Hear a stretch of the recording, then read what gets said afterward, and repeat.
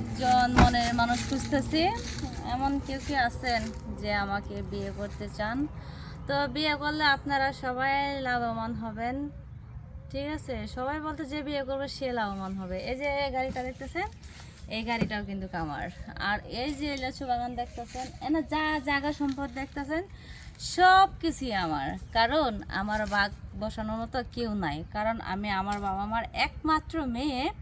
তো আমি মনে করেন প্রবাসে ছিলাম 5 বছর, তাই আমি নিজের কষ্টের টাকা দিয়ে এগুলো কিনছি। আমাকে যে বিয়ে করবে সে অর্ধেক মালিক হবে।